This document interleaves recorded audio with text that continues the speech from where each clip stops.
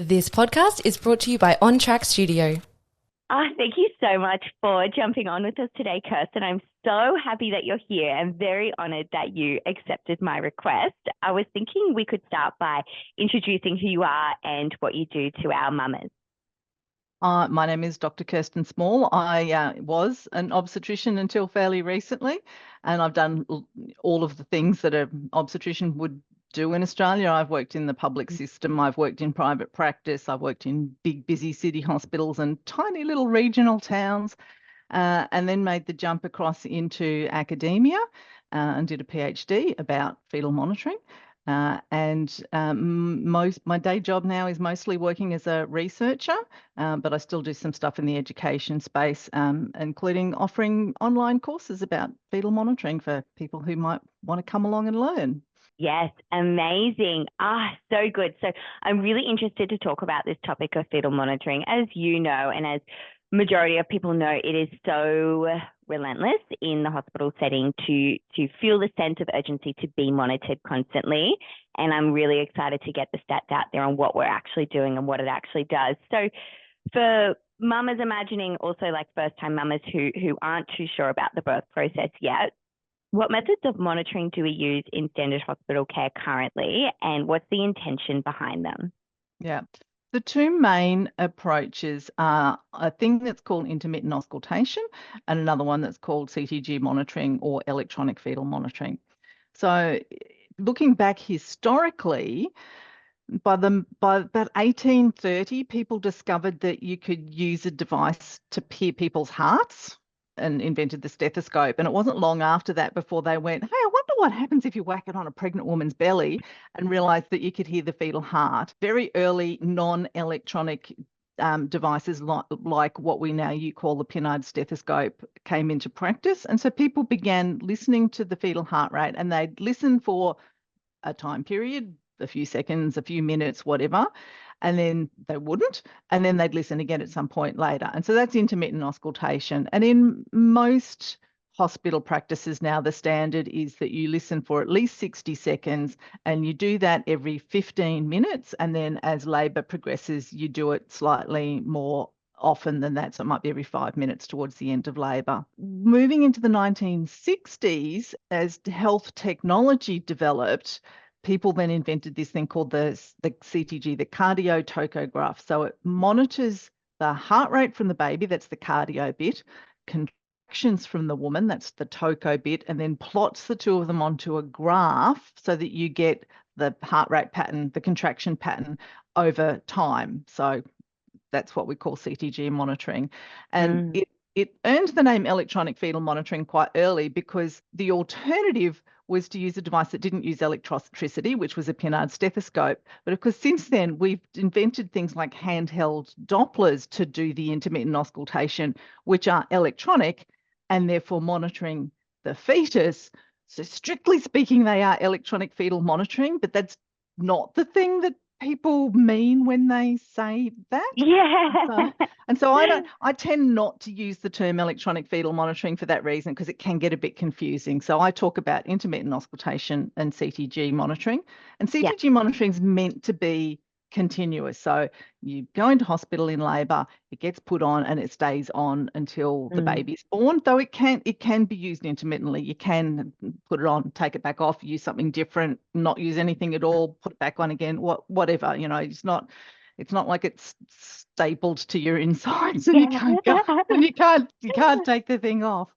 Yeah. And there's two CTG monitoring, there's two main ways to get the information. One is called external and one's internal, which gives you a hint about where the sensors go. So you can wear a Doppler ultrasound sensor externally on the outside of the belly that listens to the fetal heart, and a pressure sensor that monitors the contractions from the outside. You can also use a thing called a fetal spiral electrode, or FSE, or scalp clip that attaches directly onto the head of the fetus through the vagina. So that's internal fetal heart rate monitoring. And we don't use this particularly in Australia. I have seen it once when I was in Hobart, but nowhere else I've worked. But it's popular in other countries, and that's to use internal contraction monitoring that involves putting a little thin plastic tube past the baby's head so that it's inside the uterus to measure what's going on contraction-wise. So all of those approaches are called CTG monitoring, even though, there's some differences in terms of the risks and the process involved in getting the monitor to do its job. I've not seen that second way of monitoring the contractions, actually. I've not seen that done before at school.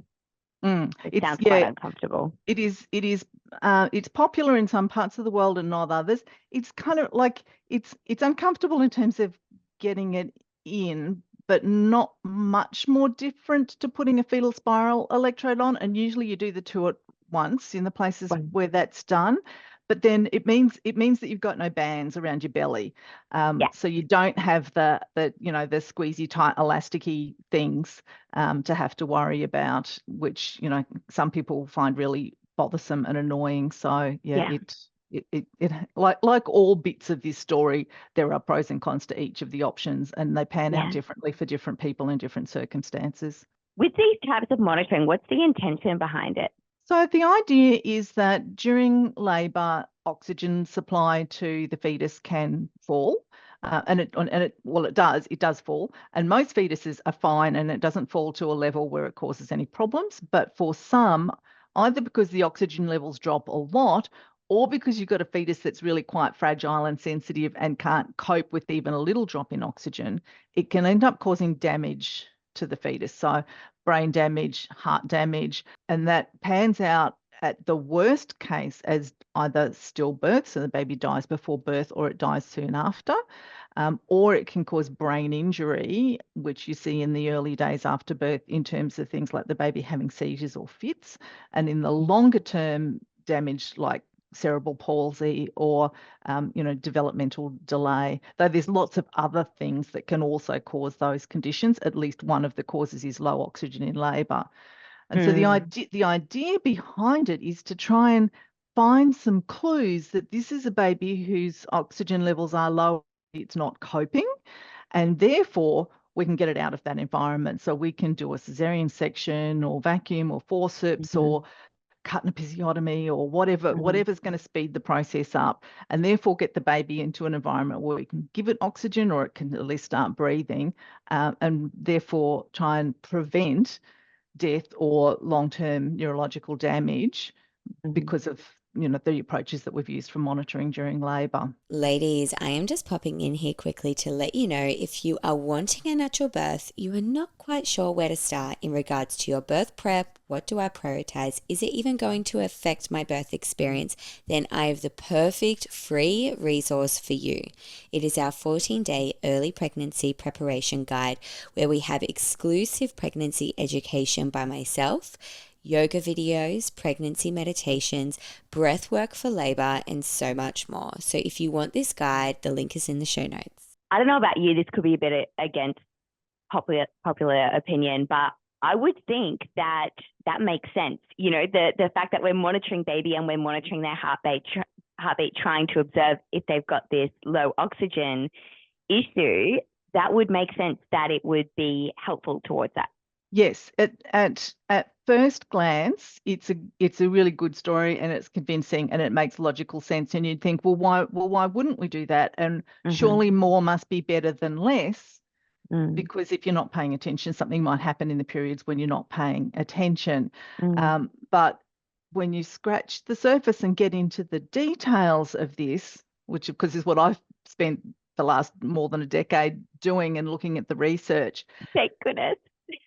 The story's a whole lot more complicated than that, and there's kind of big piles of nonsense built on other big piles of nonsense, and so it's really easy for maternity professionals.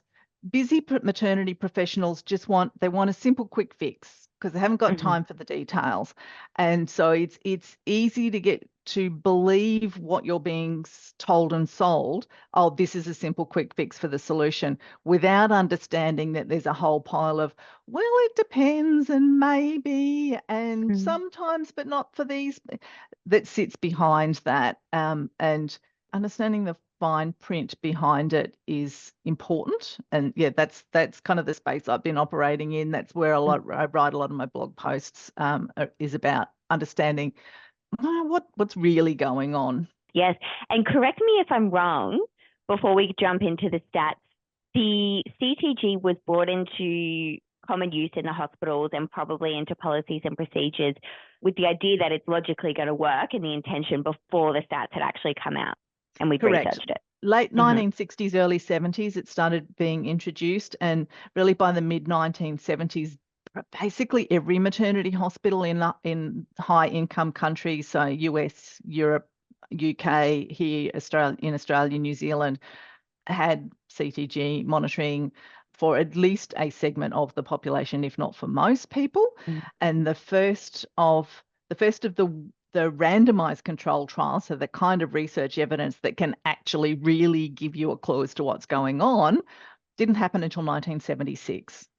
And the first trials were small because they thought this will be easy. This works. Hold my beer. And then got surprised and went, oh, actually. And so you see increasingly large trials being done to try and find an answer through until the mid 1980s. And by 1985, 89-ish, we're kind of the bulk of the research was done. But by then, you know, the horse had bolted, and they were considered a standard feature of practice rather than being an experimental technology that was being tested. Yeah.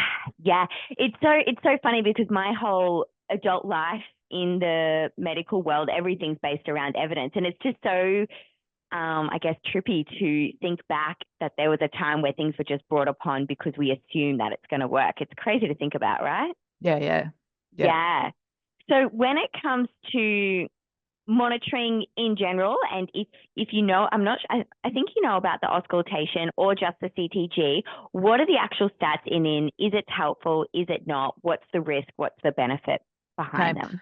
The first thing to get out of the way quickly is the evidence that compares intermittent auscultation with doing no fetal heart rate monitoring at all. No one's ever looked at that. We don't know. Likewise, there is no evidence that's looked at CTG monitoring versus no fetal heart rate monitoring at all. So we don't know whether some form of fetal heart rate monitoring is better than no fetal heart rate monitoring. Though as somebody who worked clinically for years, the idea that you would not do anything to monitor fetal well-being during labour leaves me feeling deeply, deeply uncomfortable. But if you asked, you know, if you put me on the spot and said, prove it works, I can't, but neither can I. No one can also prove that it doesn't work. We just don't know. The research that we do have compares intermittent auscultation with CTG monitoring continuously during labour. And as I said, it starts in 1976. The biggest stuff was done during the mid 1980s, and the most recent one was 2006. So we're coming up to almost 20 years since the last bit of research. And that's worth bearing in mind because the way that we do maternity care changes over time, and it's very, very different to the way maternity care was done in the 1980s. So, you know, we have this thing in research that's called generalizability, which is can you rely on the results from a research trial that was done when maternity care looked like this to mean something now that maternity care looks quite different? So that's worth keeping in the back of your mind as we go through all of this.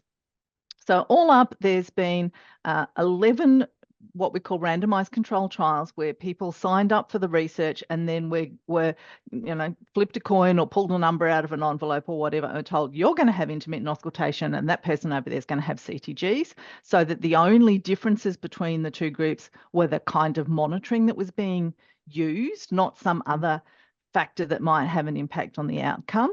And then they had their monitoring and they had their babies, and then they counted up the outcomes at the end to see what happened.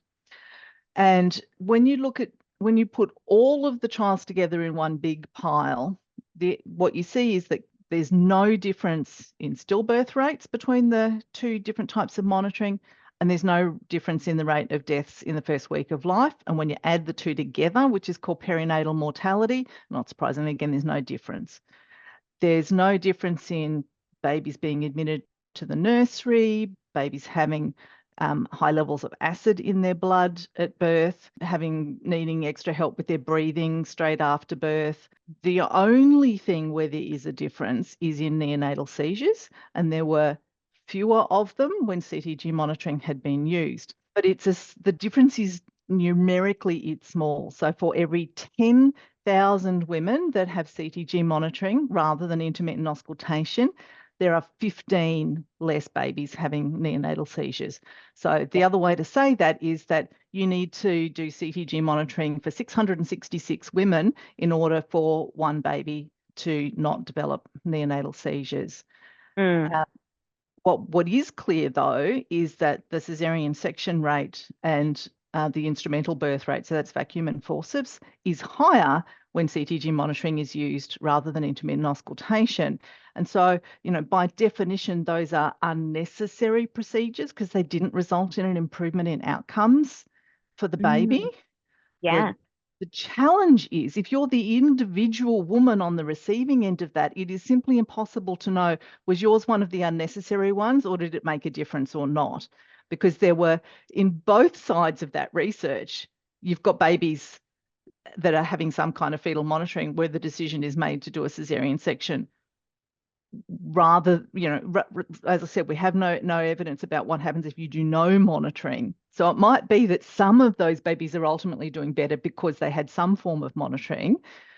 We can't tell which ones were the ones that really needed the help and which ones didn't. So there's, taking population level research and applying it to a specific individual person, it gets really tricky.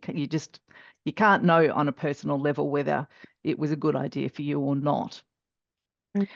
Now, the next thing that people who've been hanging around maternity circles for a while usually say to me is, well, that's all well and good, but you're talking about women who don't have risk factors, aren't you? That's just for low-risk women. And the answer is no, it's not, because some of the trials looked at women who were considered low risk and some of the trials looked at women who were considered high risk, and some of them had a mixture of the two, or the researchers just didn't tell us. And so they're called mixed and unknown risk trials. And what I've done is put them all together. If you separate them back out and look at it by risk factor, then women in the low risk category, again, no improvements in mortality rates. No one's ever looked at cerebral palsy outcomes in that population, so we just don't know if it makes a difference to long-term brain injury. But there was a difference in the seizure rate, and they do better. Yeah. Higher surgical birth rates. If you look at the high-risk population, and of course what happens in our current practice is that if you're low risk, you're told you're okay, you can just have intermittent auscultation. If you're high risk, then people lean on you quite heavily to use continuous CTG monitoring in labour. But in fact, there is no difference in seizure rates or mortality rates or any of the other things. But again, we see a high surgical birth rate in that population. So the only place where we're seeing an improvement in outcomes are the people that we're saying, you don't need a CTG. And the place where we're not seeing an improvement in outcomes, the high-risk population, are told, you better have a CTG. So how unexpected. You would have been going through that thinking like, what am I seeing?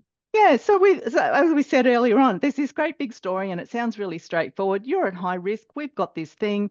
We should watch you more closely because if we watch you more closely, we'll make stuff better. It doesn't actually pan out in the research. But even then there's still issues with the research because mostly in terms of the fact that the people that in the research trials that were called low risk, we wouldn't call them low risk anymore because our understanding of risk has changed and now we're much more inclusive in this respect. So a whole lot more women who back in the 1970s would have been told, nothing wrong with you, love, you're good, are now told that they've got risk factors and they're high risk. So in fact, the body of research actually has a very strong leaning towards more people being high risk. So for example, one of the so-called low risk trials was done in Sheffield and 50%, half of the women in this trial who were said to all be low risk had an oxytocin infusion running. So they'd either been induced or they'd had their labour sped up. And we now know that oxytocin is actually quite a dangerous drug when it comes to producing low oxygen levels during labour, and you need to be really, really careful with it. And so nowadays, if you've got oxytocin running, it automatically gives you a high risk tag. But an entire 50% of this low risk population had oxytocin running and were still considered low risk. So can I confirm, you said, so I've not actually heard that before. You said, so when we have oxytocin through the drip, that lowers mum's oxygen levels in her blood. Is that right? It lowers the fetal oxygen levels, not mum's. Okay. When you have a really strong contraction, blood flow through the placenta decreases and can almost stop. So oxygen levels will fall. So if you're giving a medication that makes contractions stronger and longer and closer together, then, it's a bit like there's more waves at the beach. Each time a wave hits, you've got to hold your breath and dive underneath and come up on the other side. And if there's one every 8 minutes, you're good. If they're just back to back and you can barely catch a breath in between them, then you're going to start finding life a bit difficult. And you can overdo oxytocin, we call it hyperstimulation, where there are just simply too many contractions and not enough time in between for the fetus to catch up and get a bit more oxygen across the placenta before it moves on again, which is, why women who've got oxytocin running, whether it's because their labour's been induced or because they've started labour naturally, it's going a bit slow and someone's trying to speed it up, why we pay more attention and why they are recommended to have continuous CTG monitoring during labour. Yes. In spite of the fact that we don't really know whether that works or not. Honestly, I say this in our birth workshop. That's probably the biggest thing that if I could change one thing in the hospital, I would change that, is how we so rapidly infuse this oxytocin into mum as having inductions, and we really can take it slow. Like there's no rush. Most of the time there is no rush, and that would be probably the biggest thing I would change. The amount of hyperstimulation is just wild. And then obviously the babies struggle with that and the mums struggle with that. Did you say about a higher cesarean section rate for CTG? Yes. Or just higher instrumental birth? Both. And I haven't got it in front of me, and it's been a couple of weeks since I've looked at it. But when you split them out into the risk categories, one's higher in cesarean section rate and the other one's higher in instrumental birth rate. And I can't remember which one's which. But either way, you've still got more intervention happening in the group that are having CTG monitoring that wasn't happening when intermittent auscultation was in use, even though outcomes were pretty much the same, with the exception of the seizure stuff, as I said. One of the things that I discovered, and I'd been working as an obstetrician clinically for many, many, many years when I stumbled across this, and it was only because a woman's partner challenged me in a consultation where I had suggested that CTG monitoring would be a good idea, and he said, "Can I see the evidence for that?" Great question. What a legend. And I thought this will be easy, and thought, I'll give me a couple of days, I'll email you something. And I went looking for it, and it wasn't there. And it was a huge surprise to me as an obstetrician to discover that what I thought was a completely uncontroversial area of practice, actually, she had a twin pregnancy. There's actually no research really at all that helps in terms of deciding which is the best fetal monitoring approach for somebody labouring with twins. So I had to go back and eat humble pie and go, actually, it's just one of those things that we think's a good idea, but we don't actually have any proof. One of the things that I discovered, which just a little bit cross that at myself partly, but also cross at the system, was that preterm labour is considered to be high risk, which is true. Babies who are born preterm are more likely to be stillborn, have to die in the first week of life, or to develop a long-term neurological issue, some of which is related to low oxygen levels. Some of it's related to the reason why they're born preterm or other challenges in their life as a consequence of being preterm. There has actually been one, but only one trial where that was specifically the question. So all of the women in the trial were giving birth between 26 and 32 weeks, and they were randomly assigned either to intermittent auscultation or to CTGs. It's a small trial. I think it was 172 women, whereas some of the big ones have been like 3,000 odd. So any small trial you got to take with a grain of salt, but they showed no difference in death rates for babies, but worse outcomes with CTG monitoring when it came to cerebral palsy. And in fact, when CTGs were used rather than intermittent auscultation, the chances of that baby growing up and developing cerebral palsy by the time it was 18 months of age was 2.5 times higher. It's a huge difference. Wow. And yet our guidelines still say that if you're in preterm labour, you should have a CTG. And I was certainly not having a conversation with women around the idea that we don't actually have any evidence to show that this is going to make stuff better. And maybe, like, it's not the world's best evidence, but maybe it's actually not a good idea. And, you know, that the trial was done donkeys like 40 years ago almost. And no one's gone, hey, that's interesting. Maybe we should actually do that again in a much bigger trial and with some really careful attention to detail to make sure that it's a really stunningly good trial and find out what the real answer is. But it's almost like people just stuck their fingers in their ears and pretend it never happened. And so we just, you know, does CTG monitoring work for women in preterm labour? We don't know. Mamas, are you not local to the Sunshine Coast but want to prepare yourself and your partner for a natural birth? We have our amazing new course called Birth Circle, which is run exclusively online. It is literally the most in-depth, integrative, supportive birth preparation service that we offer here at Natural Birth Co. If you want tangible steps, holistic practices, and expert support individualized for you to prepare your mind, body, and partner for a progressive birth, this is for you. The link is in the show notes for an August start, and there is only limited spots, so get in quick. If you're a little unsure and you want to have a free taster of the course, being our How to Cope with Pain in Labour module, then there is also a link for this freebie in the show notes.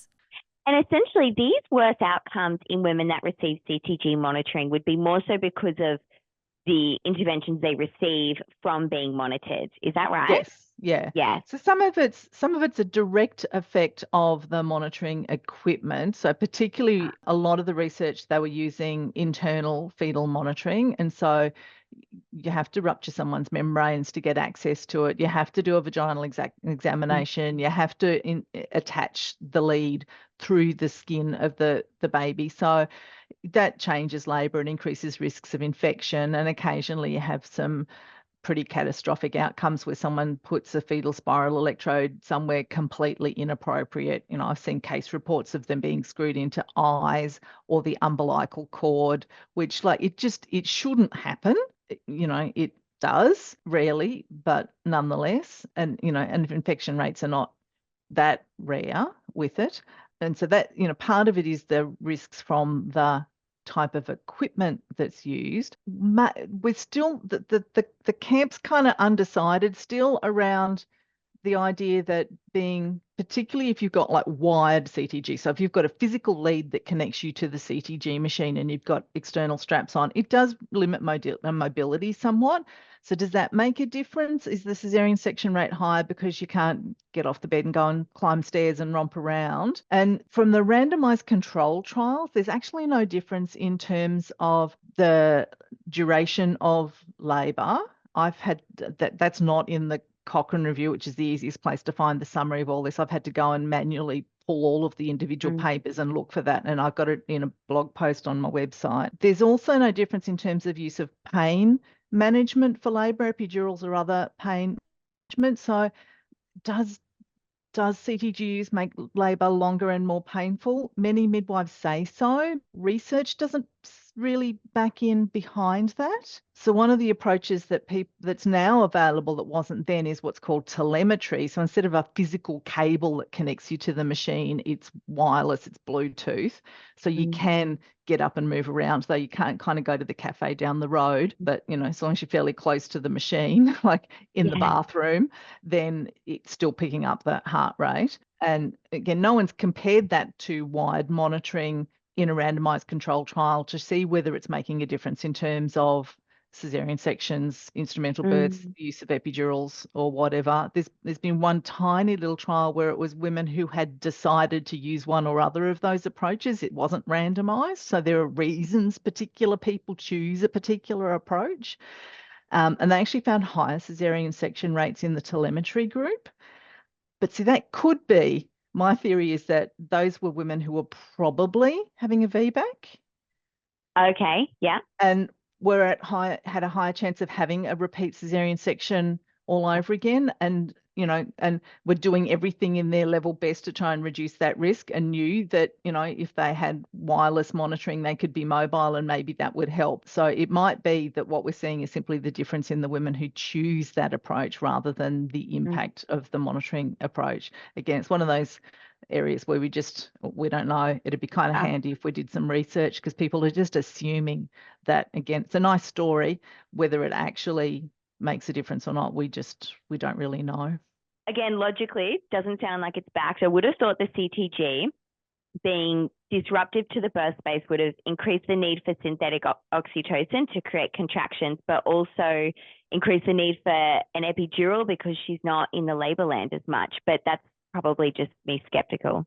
Yeah, it hasn't in the research, though. Again, you got to remember the context in which the research is being done, and that in the late 1960s, women weren't getting up and mobilizing around the birth suite and hopping into a birth pool. They were on the bed even if they didn't have a CTG on, and were encouraged to remain in that position and giving birth in lithotomy position. So the context is important here. And who knows what it looks like in a situation where women are encouraged to be upright, active and mobile. Maybe it does actually make a difference in that setting. Gosh, research is so hard, isn't it? It is just, there's so much variety. Yeah. Always so many variables are happening. Yeah. Now, you talked about CTGs being disruptive to the birth space, and I can't leave you at that point without mentioning central fetal monitoring, because this has increasingly become a standard feature of maternity hospitals. So what it is that as CTGs developed, instead of it just being an electronic signal that went to a machine that sat by the bed that moved a stylus along a piece of paper and produced the graph right by the bedside, it's now, because we're fancy and high tech these days, is now collected as digital data. Just like the pixels in the photos in the video that we're recording right now, you can move that data from place to place. And so it's not just visible in the birth room anymore. So they've invented these systems where all of the data from all of the women on a CTG within a maternity service are then brought back to a central location in the maternity service, so an office somewhere where the staff can see it, and displayed on multiple screens around the room. So that's called central fetal monitoring. So, central referring to the fact that it's in a central place in the maternity service. There's also a thing called remote fetal monitoring, where somebody in another hospital or another, like the obstetrician, can pull it up on their mobile phone at home in bed and have a look at the CTG while the woman's in hospital without actually having to go and stand by the bedside. And again, this is one of those areas where you think, oh, that sounds cool. That's great. That must make things better, because then you've got multiple people looking at the CTG, and if your midwife's busy emptying out your vomit bowl and hasn't noticed that there's a problem, well, somebody else is likely to, or if she's gone for a pee or is on a meal break or whatever, then someone's going to notice when there's a problem and they'll take action, and therefore will improve outcomes.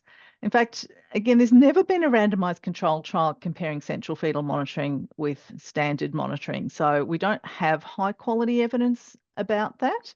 The only thing we've got is 3 small trials where in hospitals where they had central fetal monitoring and then it broke and they couldn't afford to replace it right away. And so someone went, oh, I've got an idea for a research project. And they did a bit of a quick before and after study.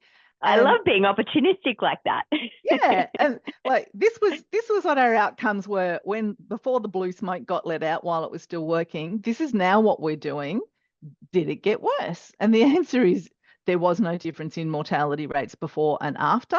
And in some of the trials, when the central fetal monitoring was still working, the cesarean section rates were higher. So you get a jump up when you put the CTG on, you get another jump up when you switch into central fetal monitoring systems on top of that. And because if you're going to give birth in a hospital, you don't get a choice about whether the hospital has central fetal monitoring or not. And so you need to, and then you're not necessarily going to be told that in advance, because it's a bit like the floor covering in birth suite. the midwife, it's just there, and the midwives stop noticing that it's even a different thing because it's just there. Yeah. And so you might have to specifically ask about it Yeah. to know whether it's in use or not. And if you then choose to have a CTG, you will get central fetal monitoring. And in most places, you don't have the option from within the birth room to control who has access to your data. Somebody outside the room can decide whether they're looking at it or not looking at it, and you don't know who that is, when they're looking at it, for what purposes, under what circumstances. And that was the focus of my PhD, was to look at that impact that central fetal monitoring was having on obstetricians and midwives' work in birth suites. And even before I started data collection, as I was starting to talk to people about the possibility of me coming and doing the research, midwives would keep telling me about this thing that had never happened until central fetal monitoring was introduced to this hospital. And now it didn't happen all the time, but it happened often enough that they'd actually given it a name. And during the course of the time I was doing data collection, every single midwife that I collected data from had either had a personal experience of it or knew somebody who had. And the midwives called it being K2'd, which was K2 was the name of the central fetal monitoring system at that particular hospital. And what it was the CTG was on, and the midwife was in the room midwifing, as midwives do. There was something on the CTG that was not quite normal. And then people outside the room could see that there was something on the CTG that was not quite normal. And so they would come, sometimes politely, but sometimes not, bustling up the corridor, come into the birth room and get quite excited. And that ranged from, a gentle knock on the door and asking the midwife to step outside and saying, "Are you okay? I just noticed that your CTG's not all right," to 6 doctors slamming through the door without advance notice that they were coming, ignoring the midwife in the room, telling the woman that she had to get back on the bed and do a vaginal examination. Sometimes these were women who were in the middle of throwing their guts up, vomiting, or they were on the toilet having a wee or a poo, and suddenly would have doctors walking in the room looking at them. Or the midwife literally in the middle of doing a vaginal examination because they're trying to work out what's going on and what do I need to do about it. And the woman looks up and there's people staring at her vagina. So it was not okay, and the midwives were bothered by it. And so my PhD looked at how that happened and why it made logical sense for the doctors to behave in that particular fashion. And it, long story short, it all boils down to the policy environment and the idea that it was, midwives had to let the doctors know when the CTG was abnormal. And if they hadn't done it instantaneously, then it gave the doctors permission to come in on the basis that, well, you should have let us know, and therefore we're going to come in and put ourselves into this space and do stuff. Mm-hmm. So for women who are giving birth in hospitals where they have central fetal monitoring, now I want to make clear that was like, this was not a day-by-day thing. It didn't happen all the time to all the women, so it might not be a person's individual experience of it. But I certainly think it's worth asking a question of, what are you going to do to protect my privacy if I'm going to have a CTG? What are you going to do to avoid people coming and walking in the room and staring up my vagina because they don't like the shape of the CTG pattern? Yeah, that is so true. Because can I confirm, with that central fetal monitoring, an increase in cesarean sections, was there at all any difference in neonatal outcomes? No. Yeah, that's just nuts. Yeah. And it's widely believed that it must make it better because, again, it's this nice story that, more people and smarter people will be looking at it and no one's going to miss anything. And you don't have the situation where, a woman's left alone in a room with a CTG and no one comes back for 20 minutes because everyone's busy and a bad thing's happened in the meantime. Look, it makes logical sense, but no one's actually done really good research to show whether that translates into better outcomes. And the little bits of not so great research certainly haven't shown any improvements. So and yet these things are ridiculously expensive. Hospitals are now investing in these ridiculously expensive systems in the belief that it will make things better, but have not actually stopped to go, we should probably do some research on this before we go and invest, a large chunk of dough into this thing that, that could be spent on increasing the number of midwives that work for your organisation instead, which does improve outcomes. Absolutely it does. Absolutely it does. Helping the midwives get some midwife skills back. I feel like midwives don't have midwife skills anymore, and that's not their fault. Like, they're not even going through uni seeing it in the hospitals that they're working at. Yeah, it's crazy. I've learned so many midwifery skills since I've graduated and done external courses with doulas and whatever. And I was like, I never even knew about this stuff. Yeah, it's crazy. So for those at home, a lot of the mamas that listen to our podcast are on the sunny coast with us. So at school, we do have central monitoring. But another point that you said in a previous podcast that I listened to that I thought was really interesting is that some CTGs do have AI interpreting the graphs. We don't at SCOO, and how inaccurate people's interpretation of the graph is, even the same person from time to time through the profession. Yeah, and again, one of the beliefs as to why the CTG doesn't translate into better outcomes is that midwives and obstetricians aren't very smart, and they're not great at CTG interpretation. And if they were just a bit smarter, then it'd actually work. So a lot of money has been invested into education courses, and they're now mandatory in most places in the world. That's certainly the case here in Queensland. And that hasn't really improved outcomes either. So then the next step was, well, let's get a computer to do the interpretation, because they don't have a bad day or need to have a wee or are late for lunch or haven't had enough sleep.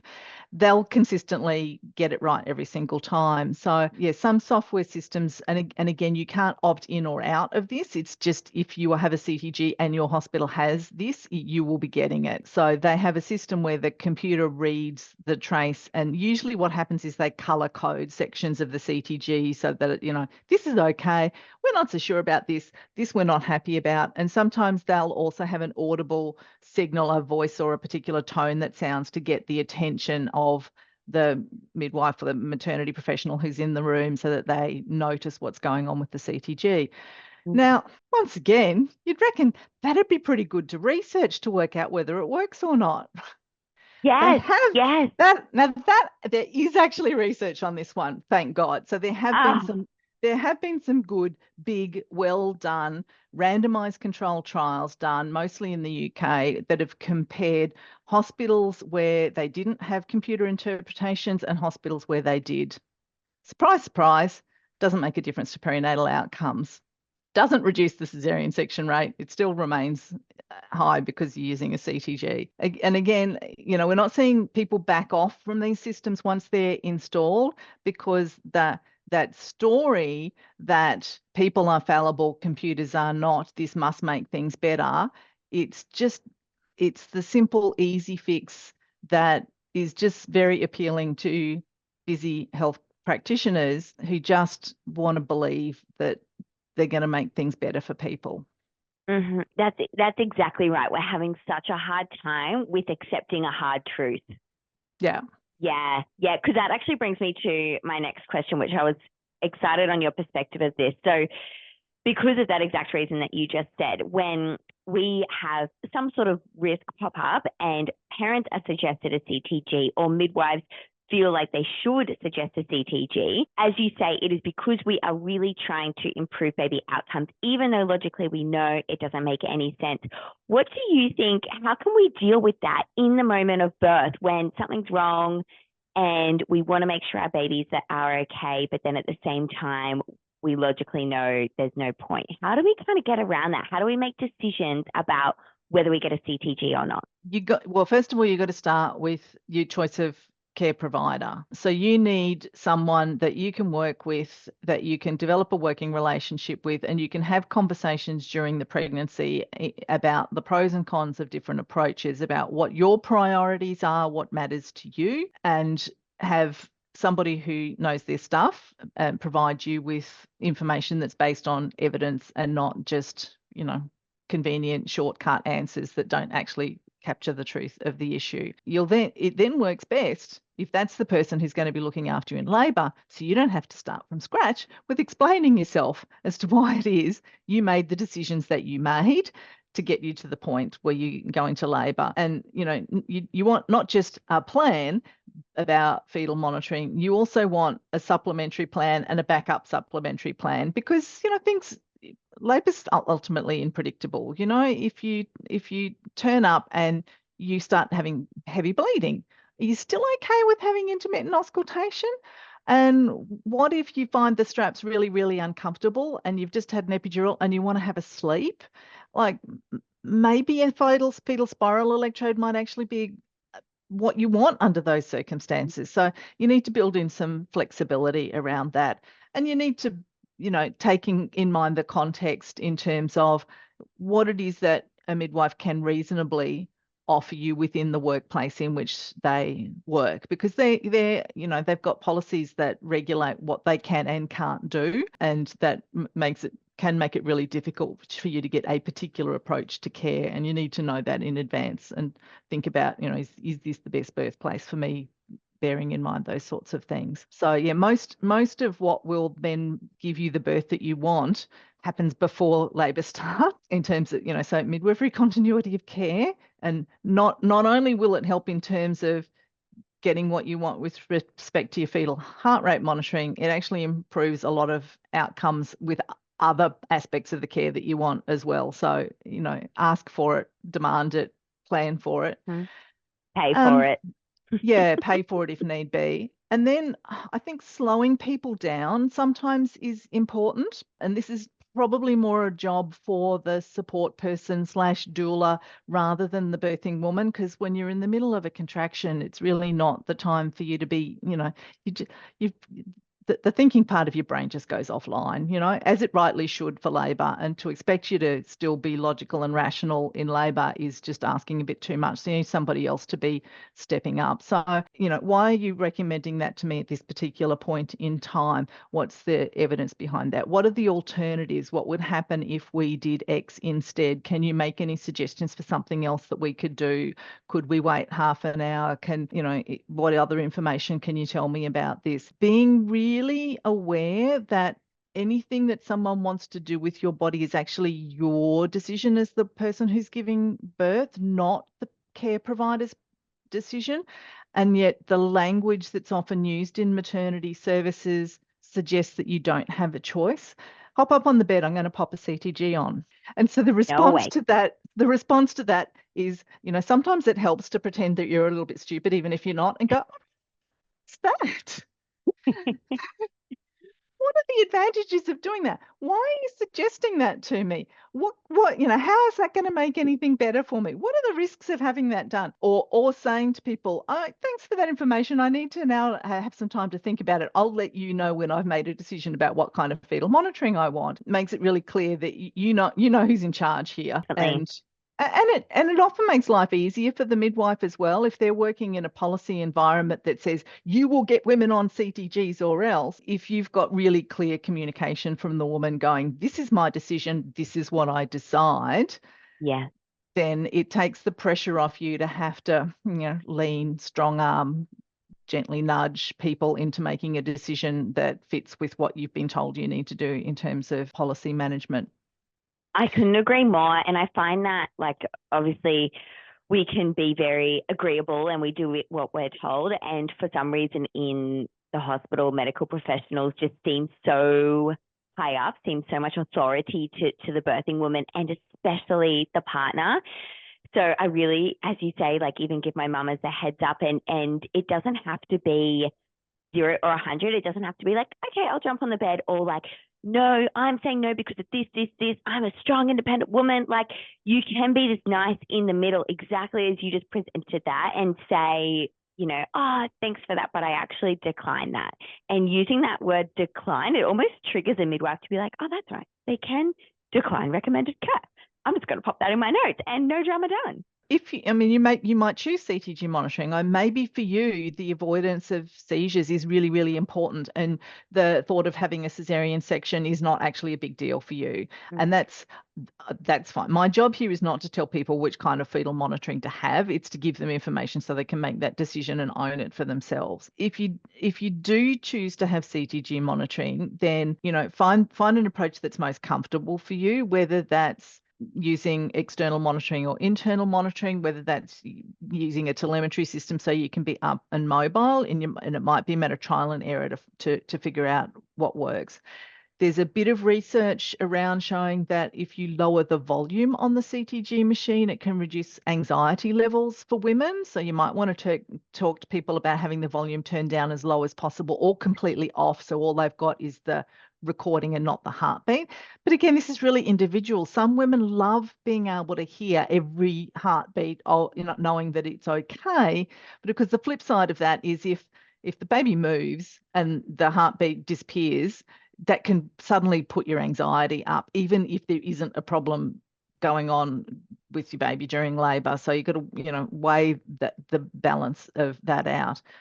Yeah. There probably is benefit in being upright, active and mobile, though, as I said, I can't prove that with research because it just hasn't been done in a way that works for us in terms of what we offer now in modern maternity care. And then you want people who are interpreting the CTG and communicating well with you about what it is that they're seeing and giving you plenty of heads up if they're starting to see a change in the pattern, so that it's not, well, in fact, for the last hour and a half, I've been a bit concerned, but I haven't said anything because I didn't want to worry you. And now it's an emergency and you've got 30 seconds to decide that we need to do a cesarean section, because you want some decision-making time around that before the crunch comes.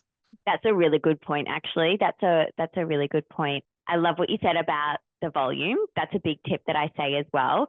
And even, have you heard of this? Because obviously with the central monitoring, it's on the screen that's directly behind the mum, but then it's also on the computer. So even just throwing some sort of blanket over the screen so it's not right there in the middle. And this is one other tip I love to say about the CTGs is, dads, do not look at the darn thing. It is so easy to be so consumed by this CTG, and all of a sudden everyone in the room's attention is on this CTG, including the mums, and no one's paying any attention to the poor mum who's contracting, no support, and then leading to epidurals, leading to distress, leading to all sorts of things. And yeah, so I think if you get it. Guaranteed way to really annoy your partner who's in labour is to lean over, having looked at the CTG monitor, and go, you're just about to have a contraction because you've seen it come up on the CTG. Sweetheart, she knows that. She can feel it. And you telling her that is not in the least bit helpful. That's major faux pas. That's as bad as buying her an iron for Mother's Day. Don't do that if you want to stay in this relationship. Isn't that so true? I distinctly recall years ago, a mama sitting on her back with a CTG on, no epidural. She's feeling everything. Dad's sitting back in the chair. Everyone's just watching this CTG. And then he looks at her and he's like, oh, that's a big one, isn't it? And she's just like, oh, this situation is not good right now. Oh, gosh, so funny. So I would love to know, for mamas who want to learn more about CTGs, for midwives who want to learn more about what you're doing and how they can improve their own skills or their own knowledge, and especially communicating with women about the realities of this is what we recommend, but these are the pros and cons. What do you offer to us? Yeah. So first port of call is my blog, so birthsmalltalk.com. I've been running it now for over 3 years. There's over 150 blog posts, me covering recently published research. Sometimes I'll do a whole amalgam of all of the research around a particular topic. Sometimes it's me just having a rant about something that got up my nose this week. And that's all completely free. And I have no plans of changing that from being completely free at any point in time. And you can subscribe, which will mean that you get it emailed to you each time I publish something, so you don't have to remember where to find it. That's the first step. I also have courses that you can do. So there's a course for women who want the information for themselves. It's called Fetal Monitoring the Basics. There's a course specifically for midwives and one for obstetricians called Fetal Monitoring for Maternity Professionals, and I have one for doulas and childbirth educators called Fetal Monitoring for Birth Workers. And if you get to the blog, there's a tab for courses, and it'll take you across to the site where I've run the courses from, so you can sign up for one of those. The basics course, Fetal Monitoring the Basics, is available all year round, and it's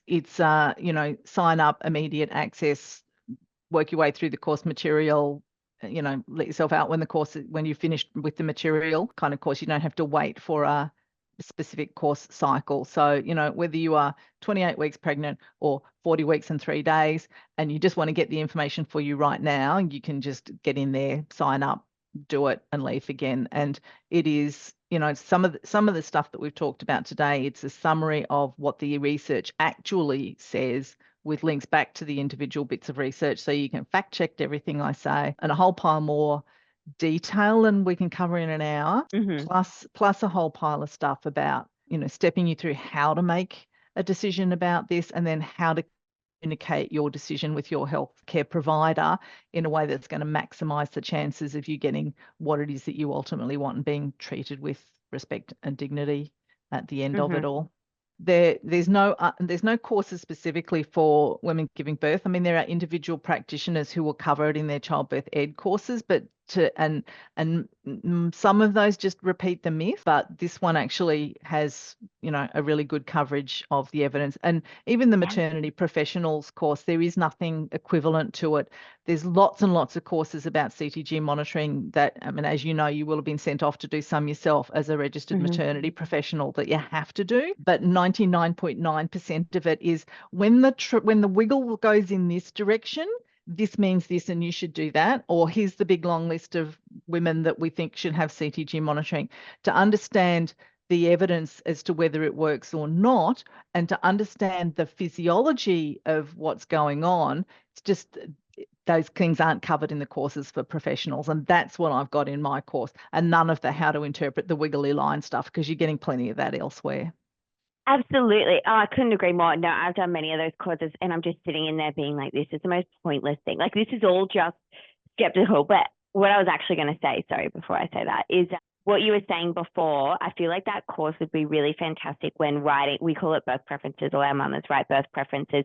And when you're going through different scenarios, okay, what if I'm in my normal, beautiful labor and then my waters naturally break and there's meconium? Okay, let's looking at Kirsten's course and seeing, the risk of the CTG versus the risk of the meconium. You can come up with all these different versions of being like, when is the CTG worth the risk and when is it not? And that's such an important thing when decision making. When is the risk of having the CTG or with the intervention worth the risk of something bad happening, or whatever the thing is?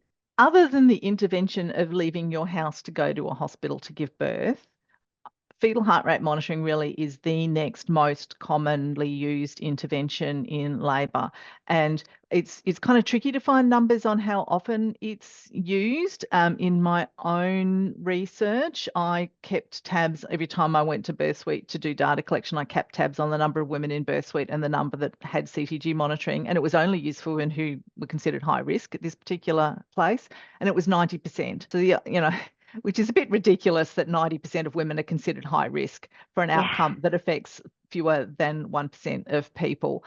But so there's a good chance that you will be offered CTG monitoring in labour. So knowing what it is, how it works, how it doesn't work, what your options are, what the pros and cons of it are, it's a key important bit of decision making that applies for everyone, for everyone who's going into labour. If you're having an elective caesarean section before labour starts, it's probably not going to help you. Yes, I couldn't agree more, because as you say, the majority of people will be offered a CTG at some point through their labour, and it's important to have an exact plan that you have created and your partner is fully aware of before birth. Yeah, wonderful. Kirsten, I am so grateful not only to have you on, but for you doing all your amazing work so that we can take this on board and our mamas can educate themselves and make good choices. I would be so lost if I didn't hear about your podcast and hear you explain it in the way that you do. So thank you so much about that. You're welcome. It's my job to bring some common sense into this area at some point before I die. And so, yeah, having an opportunity to talk to people about it is always great. So good, so good. Oh, thank you so much. Our mamas are very keen to listen to this podcast, and I'll look out for you at Pomona Market. Yes, do. Thanks, ladies. I really hope you enjoyed the podcast. One last thing quickly. If you are not pregnant, or you are and you're not quite ready to delve into the world of birth prep yet, you're going to want to jump into our Natural Birth Workers Advice, where we have gathered tangible advice from the best preconception, pregnancy, and birth professionals sent to your inbox every fortnight. From women's health physios to acupuncturists to chiros, all specializing in women's health. The link is in the show notes, and I'll see you in the next episode.